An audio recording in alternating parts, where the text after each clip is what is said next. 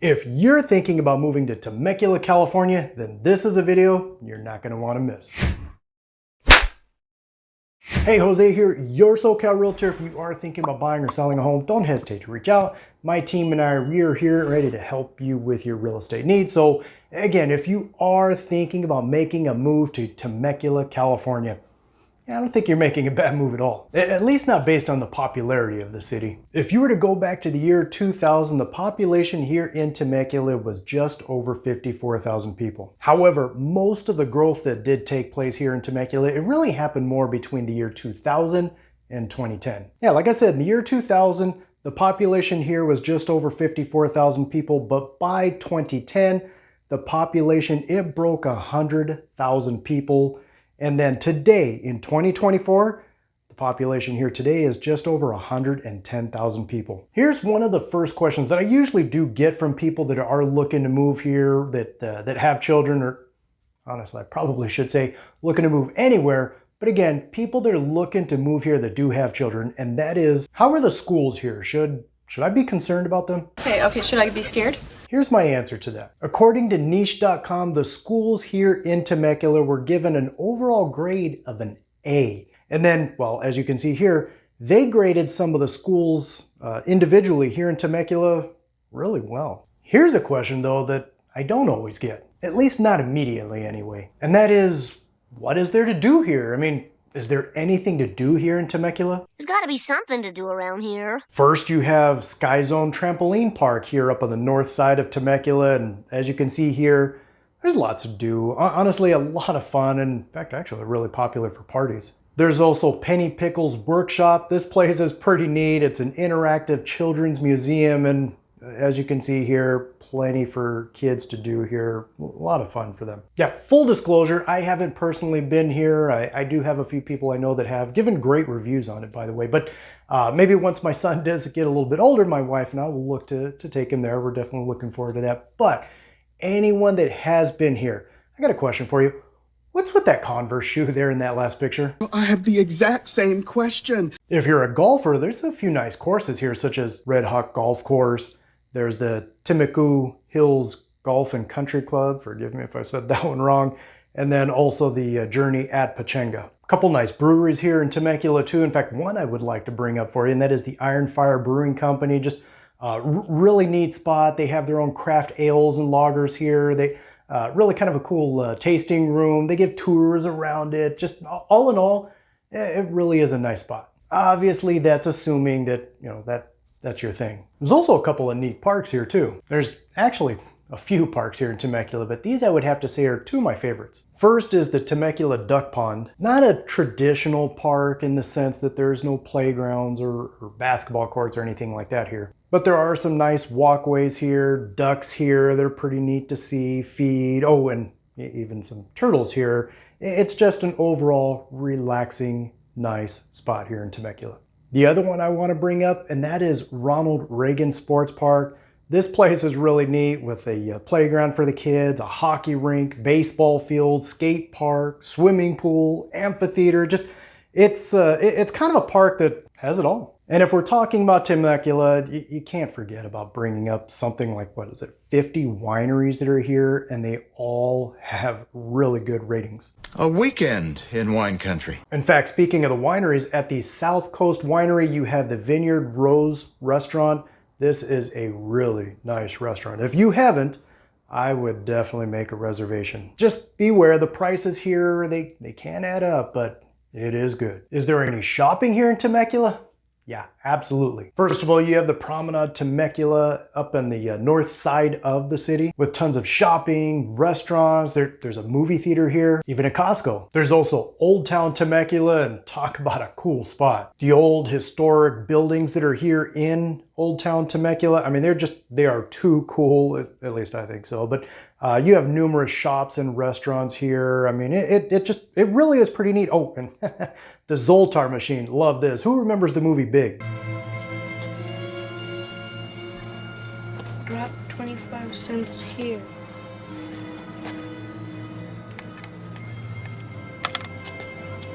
And of course, the question of all questions. If you are thinking about moving to Temecula, where in Temecula should you consider looking for your home? First, let me just say, Temecula has a number of really nice neighborhoods here. It's just that based on online reviews and my own personal experience in working with home buyers, these are the top 4 most popular neighborhoods here in Temecula. At number 4, you have Paloma Del Sol, which is located over toward the eastern side of the city. I mean, the homes here, they really are very nice. And while not necessarily brand new, the homes here, they're fairly new though. Yeah, most are built like in 1999, 2000, kind of in that time frame.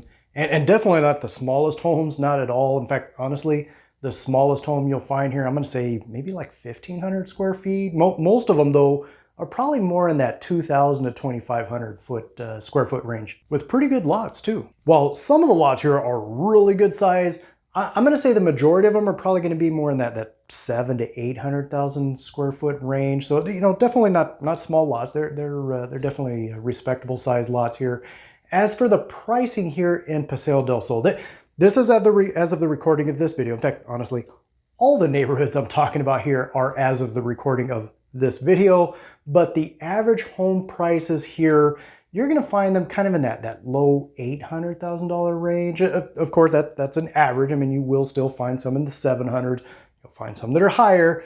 In fact, I've even seen a few. I'm not going to say a lot, but I have seen a few that are down even in the 600s. You know what? I'm going to throw in a 5th neighborhood here since this one's right next door. Right next door, you have Paloma del Sol, another really nice neighborhood here in Temecula. And I wanted to bring this one up because honestly, you're going to find the homes that are here to be really pretty similar to what you're going to find over in Paloma del Sol. The average home size here, you might find them to be a tiny bit smaller than the ones in Paloma del Sol, but I don't think by much. 2 things though. One is that the homes here in Paloma del Sol, they are a tiny bit older. I mean, most of the homes here you're going to find built like mid-90s, early 90s, whereas if you remember Paloma del Sol, like 1990 into the early 2000s. So I don't know if you would necessarily call that older, but they're not the exact same age. And 2, and this one honestly might be a good thing, is that the homes here in Paloma del Sol, they are on average a little bit less in terms of cost. I mean, the average home price here in Paloma del Sol, you're looking probably in like the mid 700s, and with more options too available here that are in the 600s. Oh, real quick, I do want to make sure that you are aware that both Paloma del Sol as well as Paloma del Sol, they are an HOA, which means they come with all the standard HOA amenities, you know, community parks, community playgrounds, community walking paths. I mean, all the standard things that an HOA comes with. I do want to make sure that you are aware that they both are an HOA. Next is Wolf Creek, which is down on the south side of Temecula, and this really is a nice neighborhood here.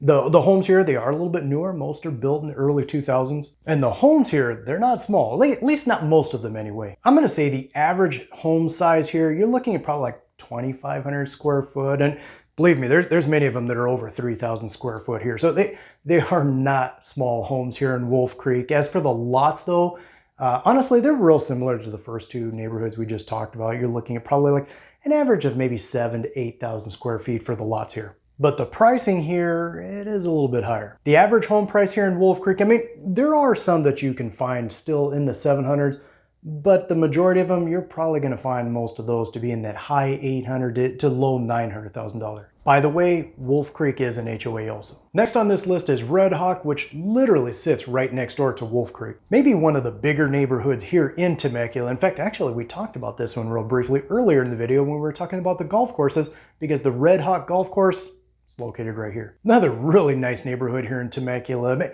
Just a little bit older in age than what you're going to find in Wolf Creek. Most of the homes here, they're built in the like mid-90s, I'm going to say, but very, very similar to Wolf Creek in terms of size, because most of the homes here in Red Hawk, most of them are a little over 2,000 square feet in size. Lots are almost identical too. I mean, you're looking at probably like 8,000, 7,000, 8,000 square foot lots here. As for the prices here in Red Hawk, they're a little bit better, or a little bit lower, I should say, than the average home price that you're going to find in Wolf Creek, meaning the prices here in Red Hawk, you're probably looking kind of more in that low $800,000 range. However, I'll be honest with you, I've seen some as low as even in the 600s here in Red Hawk. However, keep in mind, Red Hawk is another HOA neighborhood. And then finally we have Harveston, which is all the way up on the north end of Temecula. I'm just going to disclose up front that while there are a number of nice neighborhoods here in Temecula, a number of nice neighborhoods that are not HOAs, Harveston isn't one of them. Harveston is an HOA also. However, here in Harveston, you have the Harveston Lake Park. Really neat actually, with a walking path that goes around the lake, playground here, benches where you'll find people just kind of sitting and relaxing here. It really is a neat and relaxing spot. There's also the Harveston Community Park here. Just all in all, I mean, Harveston really is a pretty neat neighborhood. I definitely like it. As for the homes that are here, they're built in the early 2000s, so they're not necessarily brand new, but they're definitely not old either. You are looking at pretty good sized homes here. I mean, the average home size is, I'm gonna say probably like about 2,000 square feet. However, the lots, those aren't exactly the biggest. Yeah, you're looking at an average lot size here of, I'm gonna say probably like 4,000 or 5,000 square feet. Don't get me wrong, I mean, there are some that are a little bit larger, it's just that most aren't. As for the prices here in Harveston, the average home price, you're probably looking kind of in that mid $700,000 range. I mean, not necessarily cheap, but fairly reasonably priced when you do look at the homes that are here, as well as some of the other neighborhoods that we just talked about. Like I said earlier though, there are a number of really nice neighborhoods here in Temecula. It's just that based on the reviews, these are the ones that popped off the list, but looking at some of the other neighborhoods, you're going to find a lot of nice homes. Pricing is going to be probably fairly similar to what we looked at here, but there's also a number of neighborhoods that actually have some lower prices too. Of course, if you do have any questions at all, or if you are thinking about buying or selling a home here in Temecula, or just anywhere in the Inland Empire, my contact information is below. Feel free to reach out. Otherwise, until then, catch you on the next one.